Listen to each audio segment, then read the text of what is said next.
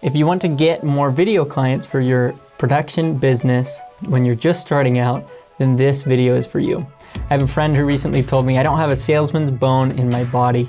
What can I do to get myself out there? What's really awesome about this topic is you can get business with your Instagram, whether you have 50 followers or 50,000 followers, if you're using Instagram right. And so today we're not talking about a focus on followers. It's gonna be about getting business. Let's bump, bounce, and boogie.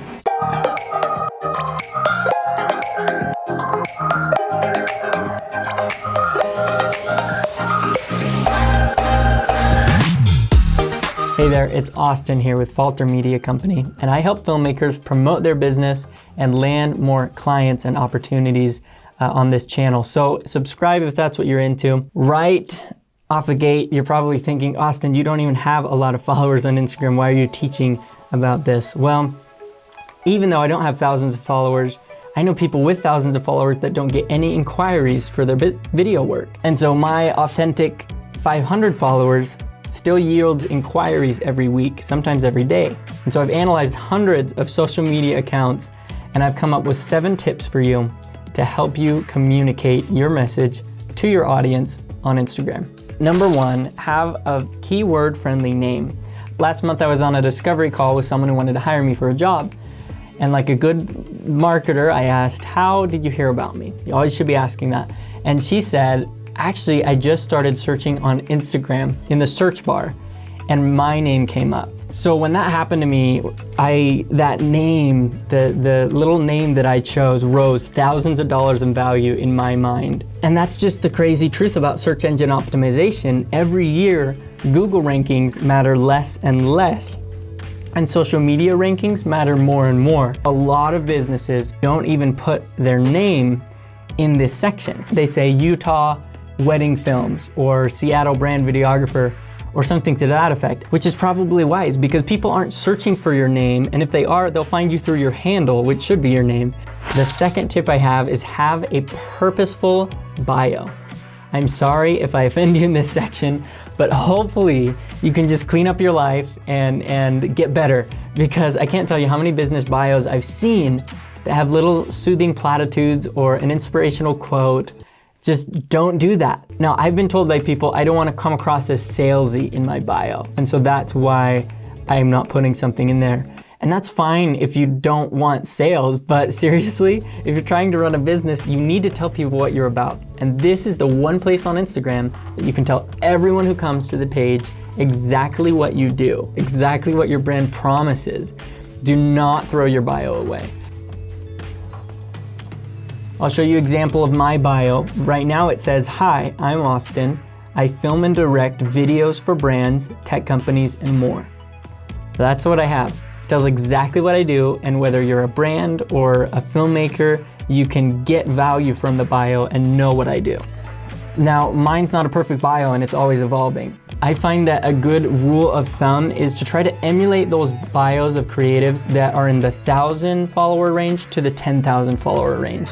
Beyond that, you're getting into more macro and mega influencers, and you don't want to follow their bios because they have different goals than us. We're trying to land clients, us little guys, and the big guys are trying to get brand deals, and they're trying to get YouTube subscribers, and they're trying other things. And so model your bio not after the influencers that you love, but after the business owners that are a few steps ahead of you. Also, I think it's a great idea to include a call to action in your bio, such as click the link. Just do not waste your most important opportunity to communicate. I could talk about this forever, so let's move on to tip number 3. Tip number 3 is having a sales funnel story highlights. This is my second most valuable tip for you right after that bio. This tip is all about turning your story highlights into ads about yourself. After I made an ad for myself and put it on my website, I also put it in my story highlights. And for the next few weeks after I did that, every single discovery call I had, my potential client told me that it was a big reason why they decided to go with me. They would repeat some of the words that I said in that video. If I'm trying to position myself as something, I'll say, I'm known for this, this, and this. And in those phone calls, they would repeat that to me. And so I knew it was working. I knew they were watching that video. I actually call that section of my bio my $10,000 ad placement because it has generated wonderful income for me.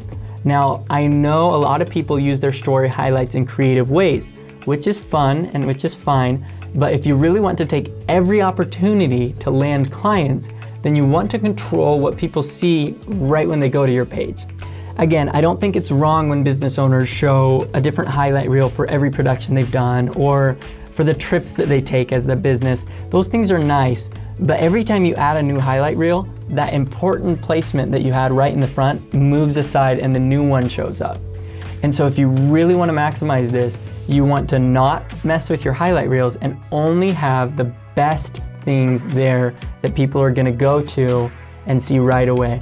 I think this is a strategy that could win a lot more people business, because even if they don't follow you, they'll go to your page and if it says, watch this highlight reel, then you'll click on it and at least they'll know about who you are. So if you want to see mine, go over and head over to my Instagram at Falter Media Co. You can get some ideas for yours. My main thoughts for these story highlights is that I should never have a highlight section that doesn't have a call to action.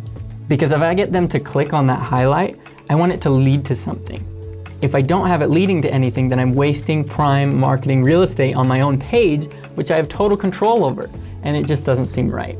Tip number 4 is to choose your link wisely. On Instagram, you get one link, and if you're like me or most people, you have a link tree or a page on your website with a bunch of links so that people can click on Instagram on that link and then get anywhere they want to go. Tip number 5 is use searchable hashtags. So when you're thinking about what hashtags to use, think about the ones that people are searching. So if you do music videos, then you could use the hashtag Idaho musicians. That's effective because musicians in Idaho are going to look at the hashtag, see your video and think, oh, that's a great video. I want to hire that person for videography. And that's a true story that happened to me last year. When I was living in Idaho, I used that hashtag whenever I did any sort of music video thing. And because I knew Idaho musicians were using that hashtag, they probably would look at it and search it and see what other performers and what their competition is. And I got a job from that. I've gotten jobs from using real estate hashtags like Utah Realtors, Idaho Realtors, things like that. If you want your videography to stand out in certain circles, certain niches, then be sure to find the hashtags that those niches use. Hashtags don't work as well for reach anymore. They do still work for targeting those little groups of people who follow unique hashtags. Tip number 6 is don't stress about the grid. There's a lot of people who think differently, but I'm not going to validate the belief that your grid needs to be perfect and look designer and show off your business in its best light all the time. We're talking about getting inquiries, not followers. So yeah, have high quality stuff. If you have brand colors, try to stick to them, but the content individually matters way more than the content as a collective grid, in my opinion. Don't fall for grid paralysis where you think it has to be perfect. So rather than not posting something because it'll mess up your grid, I prefer to post more often because then I'm not forgotten and some other videographer gets my gigs because they're more active on social media than I am. So yes, keep a professional grid, but when you're starting out, don't content plan based on your grid and how it needs to look. All right, my last tip for you, tip number 7, is share stories that are human. I consume the story section of my feed way more than the actual feed. And I assume that a lot of the viewers here do the same. Stories are just so popular and they're allowed to be behind the scenes and more candid and people love it. So when I don't feel like I have something valuable as a visual post, I can at least pick up my phone and document dinner or tell a story or be human and just stay on people's minds. Stories are a great way to nurture your followers even when you don't feel like you have a post in you. And remember, these tips are for optimizing your channel, but if you're not active on social media, then no one's going to go to your page and it's hard to optimize anything, right? So remember, social media is always changing. I didn't even mention Reels because I haven't even figured them out yet. The secret to Instagram ultimately isn't a secret. It's being authentic, it's being social, it's showing up and providing value to people's days. And it's a process, but hopefully you took something out of what I said today that can help you with your process. Thanks again for watching.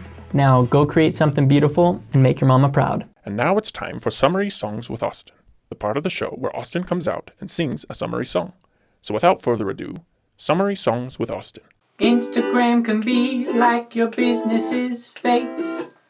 Make sure that it communicates.